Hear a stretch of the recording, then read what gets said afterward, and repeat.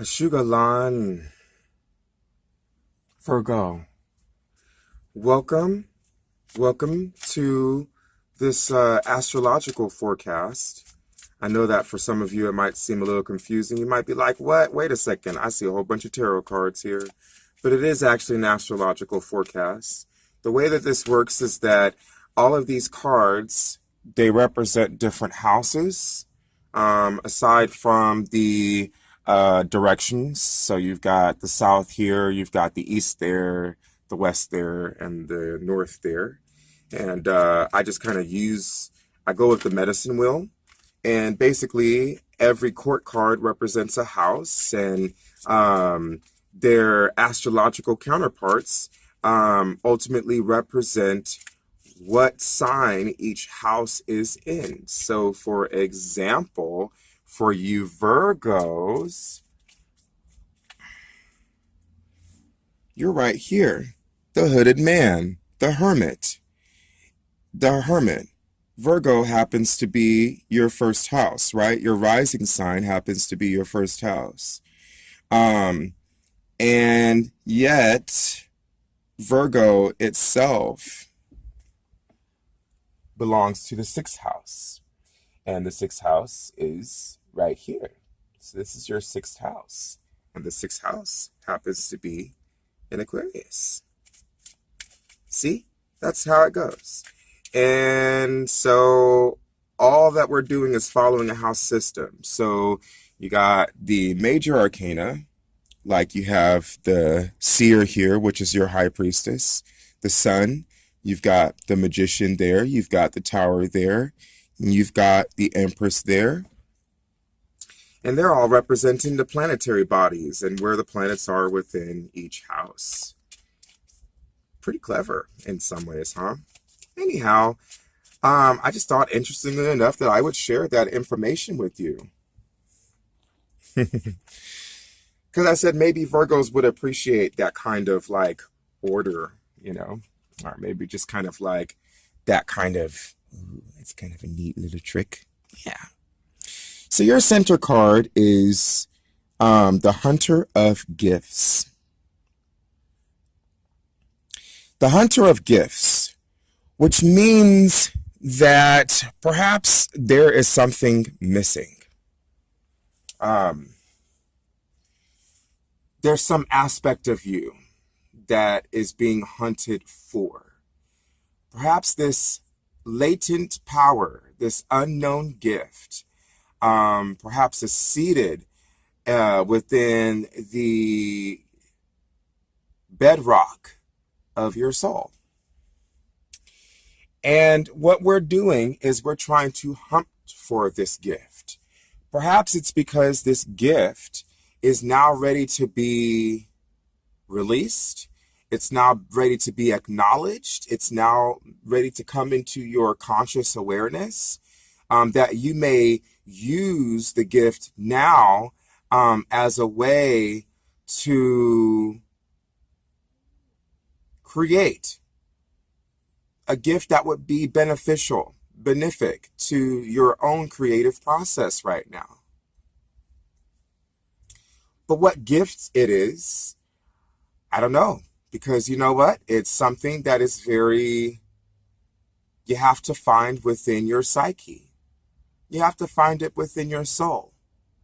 So the Hunter of Gifts is hunting for ancestral gifts, latent powers, gifts that have been brought over from past incarnations even, that are now coming into this lifetime and have been bridged over into this lifetime. You're going inside of yourself. You're going into your blood, into the DNA. You're going into your soul. You're going into your Akash, resting deep within the fabric of your being. And you are finding you. You're finding a gift that is part of you.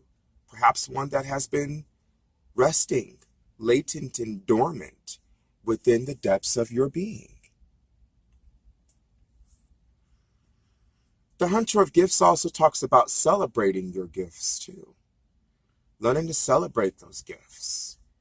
Where did they come from? Who did they come from? What is a gift? When we think about gifts, oftentimes we may think about buying a present for someone. We may think about going shopping, getting clothes. We might think about gifts in those senses. But what about the gift of your eyes, of your cheekbones, the gift of your hair, the gift of your skin, of your nose, of your lips? That these things were gifted upon you. The gift of your legs, the gift of your body. That these things were gifted upon you by your ancestors. They were gifts to you, all gifts. You know, your emotions, your feelings, you know, your instincts, you know, any ancestral gifts. It doesn't just include the supernatural, but it also includes the natural as well, in other words, you know. So the Hunter of Gifts is also talking about celebrating our gifts, passing those gifts down. You know, if you have any children, or if you have anyone who maybe looks up to you in love, maybe passing those gifts down to others, and celebrating this ever-revolving cycle of gifts that are constantly being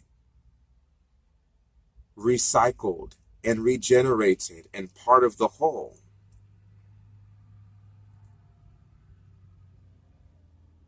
We often are ashamed of our own gifts. We don't necessarily look at our blessings as blessings. A lot of times we tend to look at them as curses. You know, anytime that you say, I am a curse, or this, what I'm feeling is a curse, you might be looking at that gift as a curse. It might be something that was gifted to you from your ancestors. You may not yet have a way to utilize it in a beneficial way, but it's a blessing and a gift nonetheless. Maybe you haven't figured out how to use it yet. Maybe you haven't figured out practical ways to use that gift. It doesn't make it not a gift. Maybe the gift itself that has been given to you, you have been misusing, or because you don't understand how to use it, you've been using it in a way that is perhaps causing conflict in your life rather than creation and growth. Doesn't make it not a gift. And I am pertaining to your inner feelings. I'm talking about your inner emotions as well. I'm talking about, you know, whatever your behaviors are, because chances are there are ancestors who represented similar behaviors to your own. And all you're really doing is repeating that gift. We don't look at our behaviors as a gift a lot of times. We look at them as curses a lot of times. But what happens when the gun itself is not the enemy, but rather the user? The gift is still a gift. The blessing is still a blessing. But when you misuse it, when you don't understand how to use it, and that can bring up a lot of questions too. It can bring up a lot of doubt when you think about it, you know, because you might be asking yourself, well, how am I supposed to use this in a good way? I've only ever had a relationship to it in a bad way. And you know what? There it is. You've only ever had a relationship to it in a bad way. But you have to do something like you've never done before. You have to open your mind. You have to open your heart too. Because everything is neutral. And that means that you could use it everything could be used in a way that is beneficial and malefic at the same time. The same gun that you called evil could be holy, just depending on purpose and perspective. That's really just up to your own personal relationship with it. The Hunter of Gifts. Some things to reflect on, some things to think about.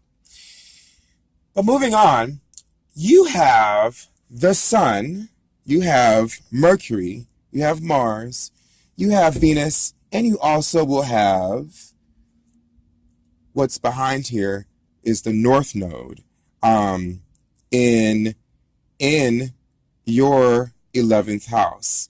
And I put the Three of Vessels there because the North Node happens to be in Cancer, and it happens to be in early stages of Cancer. So, and the Three of Vessels represents the first decan of Cancer. So I put the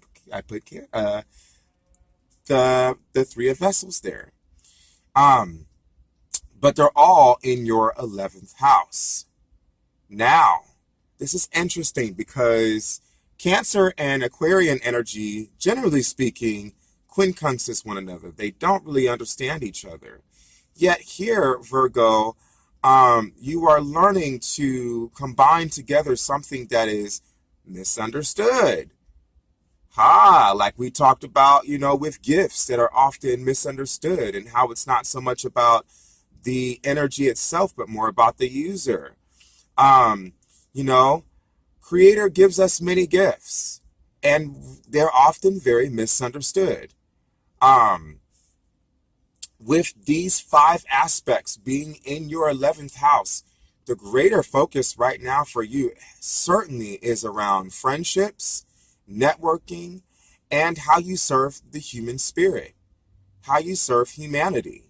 But I want to offer you a greater perspective around the ideas of those themes. I'm going to offer you that it's not just friendships, but it's soul-connected friendships. Friendships that are connected on a soul level, that are connected on a higher level than just somebody that you met at a cafe. It could have been someone that you met at a cafe, but you have a connection to this person. This person has a deeper connection to you than what you understand. Okay? They have a soul connection to you. There's no mistakes, in other words. Everything happens for a reason. The 11th house really illuminates us and enlightens us on the fact that everything happens for a reason. All the people that come into our lives that have meaning to us in our lives for one purpose or another, they all happen to be there for a purpose. They're not just pawns that are just passing by or walking through. They have soul purpose. They're part of a greater constellation that is the human spirit.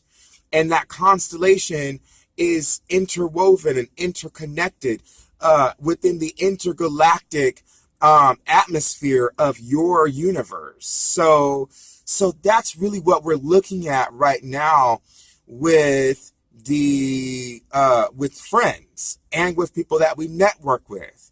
They're not just people you network with. They're not just people that is like, oh yeah, I use this person because this person has this or this person has that. Think again. The 11th house causes you to see higher, to think higher, to believe higher, to wonder higher, and to allow your imagination and the consciousness of your imagination to reveal itself and to be reflected upon and to be expanded upon.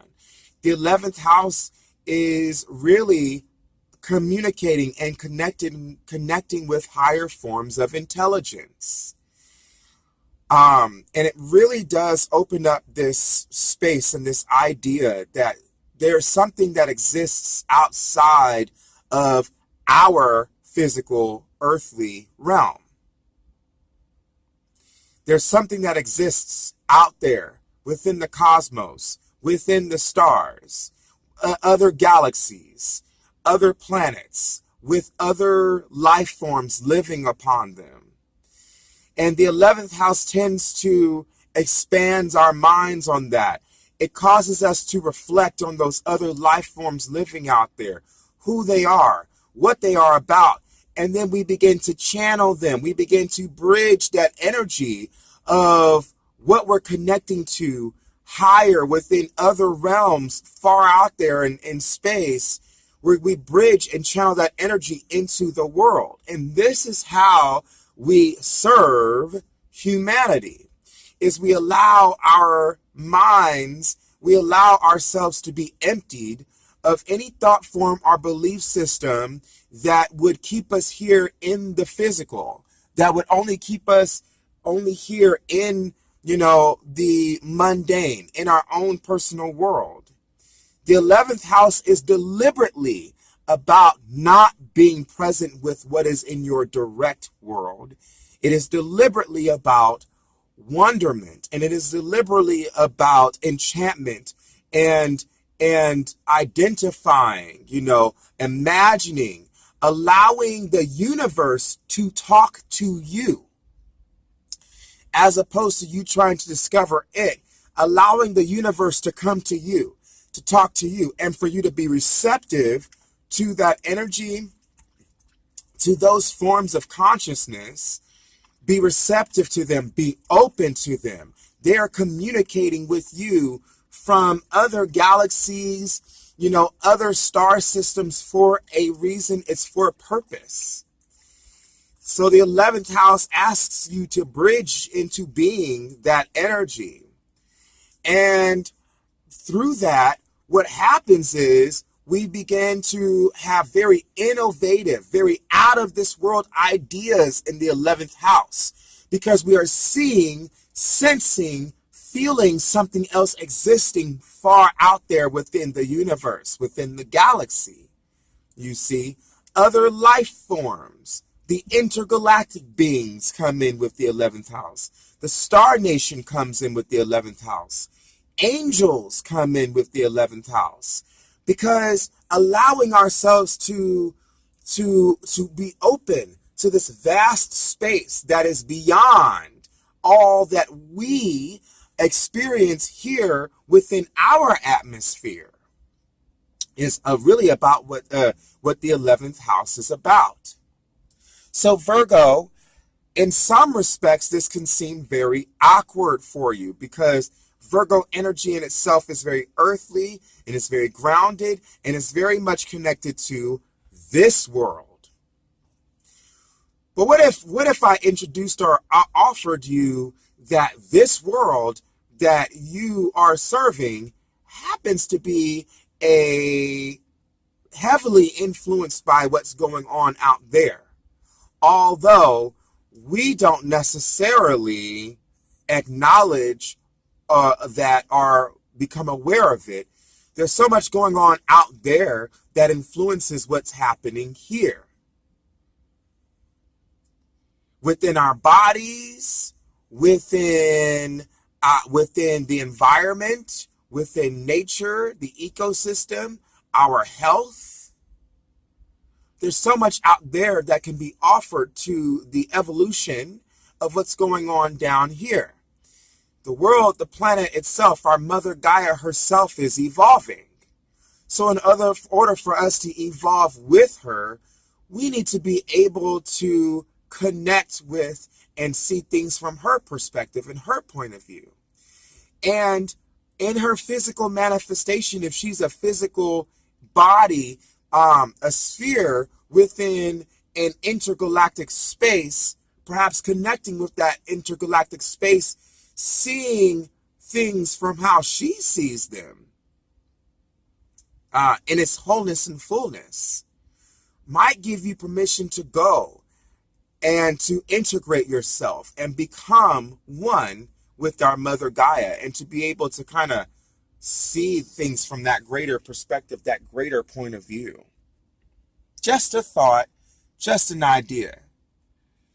So the sun's energies are going to be focused here in your 11th house. And you will have Venus along with Mars and Mercury all crossing the 11th house at some point in time for you. I would gather that this is going to be a very introspective period for you, because Cancer happens to be your 11th house cusp ruler. And Cancer happens to be a very feeling and emotional. And we were just talking about hunting for gifts. So really allowing your mind, your imagination, your feelings, that inner child to take over and to command the show at this point is going to be very important for you. And with all of the planets in retrograde, especially with those planets aspecting the sun at this time, there's no time like the present for you to truly be able to connect to the physicalities of our Mother Cosmos. So that's our medicine. I almost said that's our science here today because, 11th house, it does encompass science. That's your medicine here today. I hope that this has served you in some way. If you have any questions about it, please feel free to send me a message, or just write something in the comments below, or, reflect on it. And if anything, reflect on it, sit with it, and just be open to the process and say yes to it anyway. Even if you don't necessarily understand it, because these two energies quincunx each other, even if you don't necessarily understand it, just be open to it anyhow. Agalanor. Hope to see you next season.